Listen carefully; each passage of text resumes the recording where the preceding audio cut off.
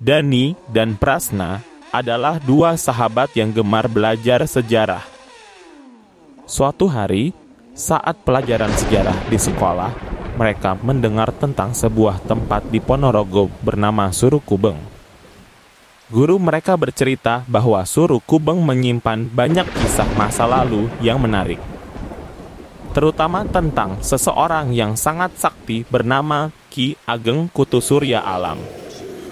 Seorang tokoh yang hidup di masa lalu ketika Ponorogo masih dikenal dengan nama Wengker. Usai sekolah, Dani dan Prasna memutuskan untuk menggali lebih banyak informasi. Bagaimana kalau kita pergi ke Surukubeng akhir pekan ini? Tanya Prasna. Dani mengangguk bersemangat, itu ide bagus. Kita bisa mencari tahu langsung tentang kisah Ki Ageng Kutu.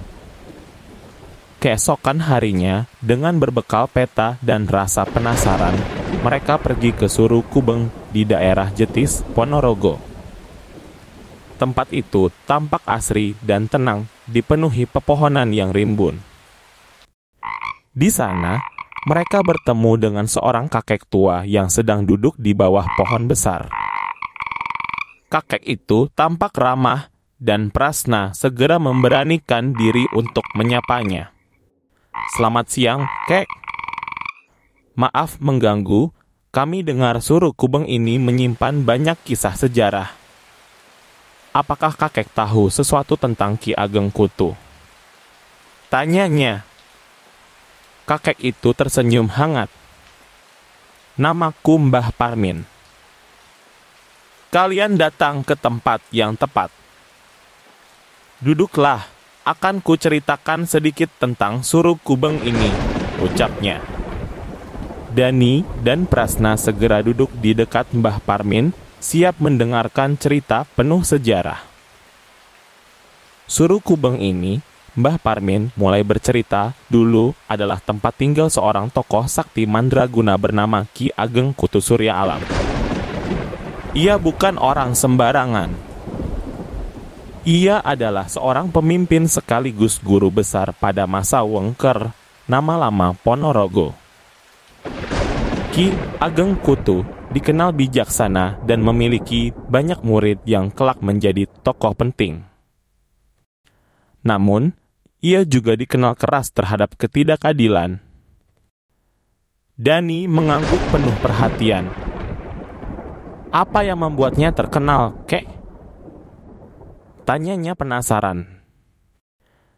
Ki Ageng Kutu adalah seorang yang menguasai berbagai ilmu kanuragan dan kebatinan.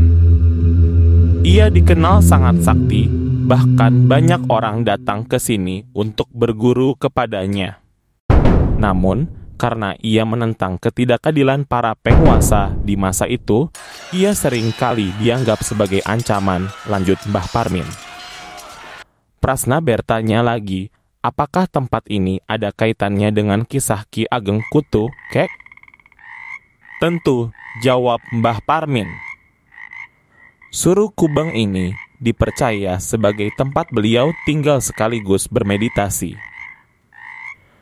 Ki Ageng Kutu Surya Alam konon adalah seorang abdi dalam atau pegawai istana dari kerajaan Majapahit. Namun, ia kemudian memilih meninggalkan istana karena ketidakpuasannya terhadap pemerintahan kala itu yang dianggapnya sudah mulai tidak adil, korup, dan penuh intrik politik. Ia kecewa dengan para pemimpin yang lebih mementingkan kekuasaan dan kenikmatan duniawi daripada kesejahteraan rakyat.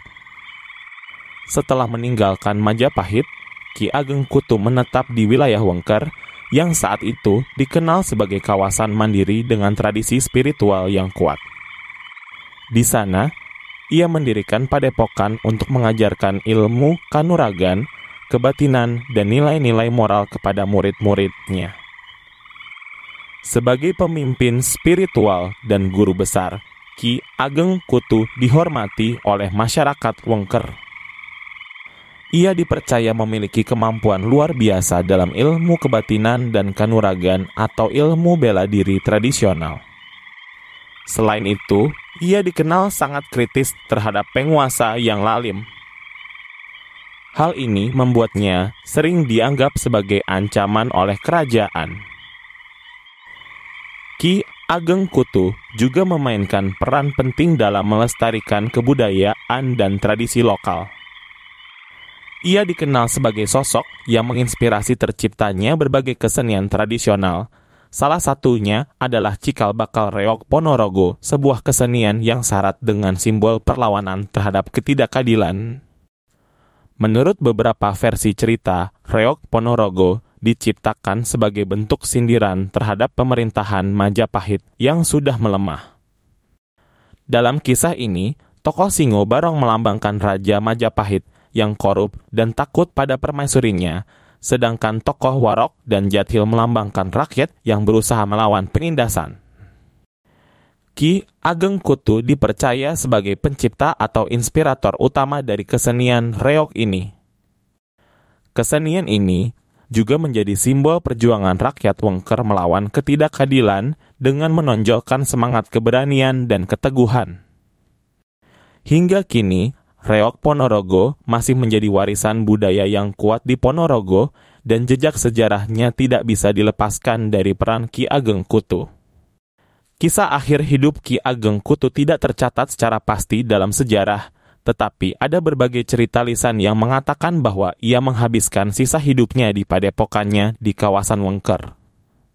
Sebagai tokoh yang dianggap sakral, banyak orang percaya bahwa Ki Ageng Kutu tidak meninggal seperti manusia biasa, melainkan moksa atau menyatu dengan alam.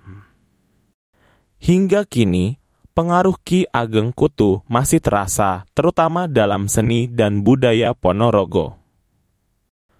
Suru Kubeng, tempat yang dianggap sebagai lokasi meditasi dan aktivitas spiritual Ki Ageng Kutu, menjadi salah satu situs bersejarah yang dihormati.